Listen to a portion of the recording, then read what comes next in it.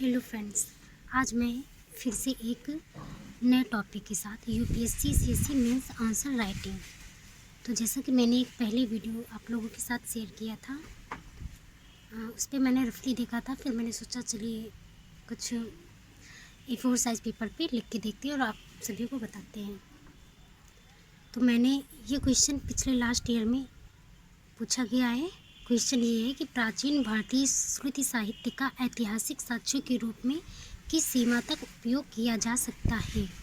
तो इस आंसर को आप लोग हो सकता है किसी दूसरे मेथड से कर सकते हैं, मैंने किसी और मेथड से किया है। मतलब जिसकी मर्जी वो अपना कंटेंट इस पर ऐड कर सकते हैं या अपने तरीके से लिख सकते हैं। ये मैंने लिखा था तो ये मेरा तरीका है लिखने का। अगर आप लोगों को दूसरी तरह से लिखना है तो आप ये मत सोचिए कि मेरा यही सही है या फिर मेरा गलत है।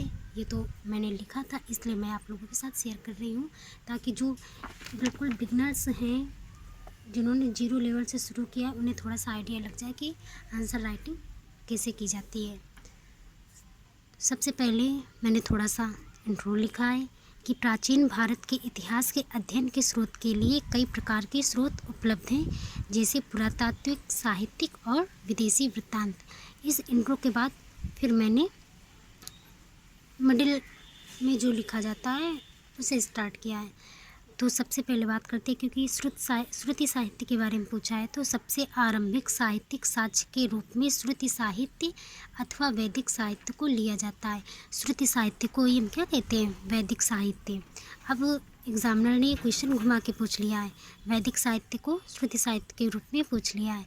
तो श्रुति का अर्थ क्या होता है? सुना हुआ, मतलब ऐसा साहित्य जो सुन के आगे बढ़ा हो। श्रुति साहित्य है मौखिक परंपरा में आगे बढ़ाए। तो श्रुति साहित्य में सबसे मतलब ये आता किस में है? तो ब्राह्मण साहित्य में श्रुति साहित्य को सर्वश्रेष्ठ स्थान दिया गया है। इनकी संख्या 4 है। श्रुति साहित्य में ऋग्वेद, सामवेद, यजुर्वेद और अथर्ववेद आते हैं। और ये जो प्रारंभिक ये 3 होते हैं, इन्हीं को हम कहते हैं आरण्यक उपनिषद, इन्हीं से बने। और फिर वेदांग ये सब आ जाते हैं। वेद को समझने के लिए वेदांगों की रचना की गई है, तो वो सब आ जाते हैं। लेकिन इसको हमें 150 से 200 शब्दों के बीच में लिखना था, इसलिए मैंने बहुत ही कम और जो मुझे ज़रूरी लगा वही मैंने लिखा है। अब श्रुति साहित्य से प्राप्त हमें सूचनाएं क्या क्या मिलती हैं, तो इससे वैदिक आर्यों के भौगोलिक विस्तार के बारे में हमें पता चलता है। आप ऐसे छोटे छोटे डायग्राम बना सकते हैं। अब इसी को अगर मैं पैराग्राफ पे लिखती तो किसी के लिए भी बोरिंग लग सकता था। अब यहाँ से भले ही आप ये कोई पढ़े ना पढ़े, लेकिन पॉइंट पे गौर जरूर सबना कोई करेगा। तो वैदिक आर्यों के भौगोलिक विस्तार, दूसरा पॉइंट क्या है, इससे कौन सी सूचना मिलती है?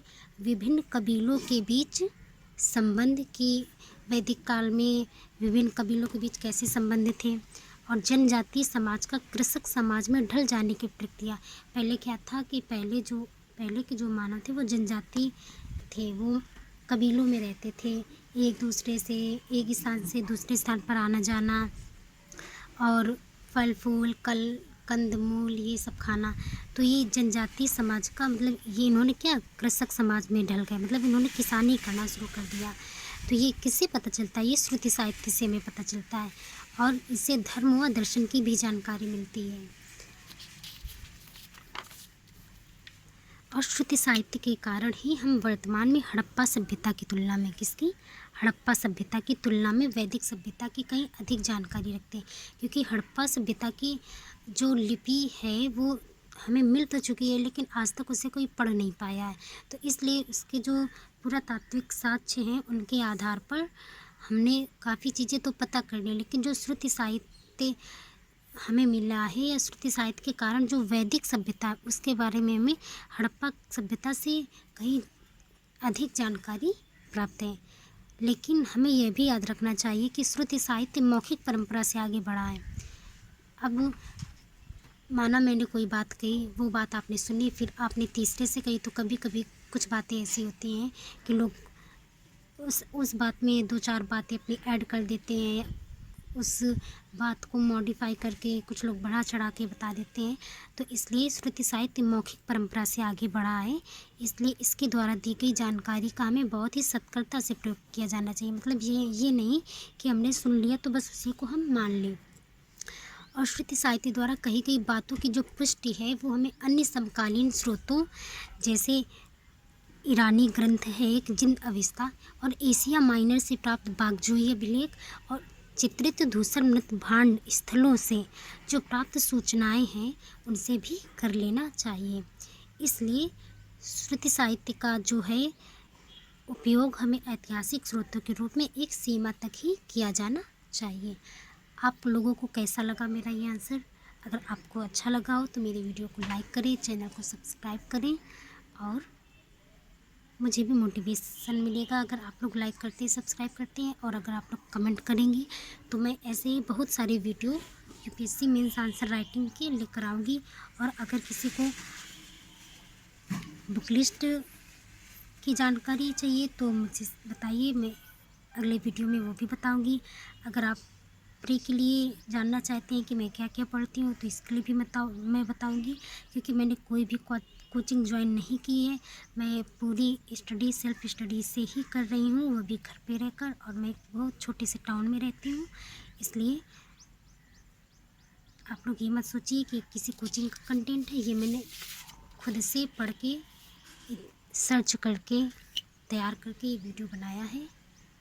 Thank you for watching. Like, share and subscribe my videos and channel.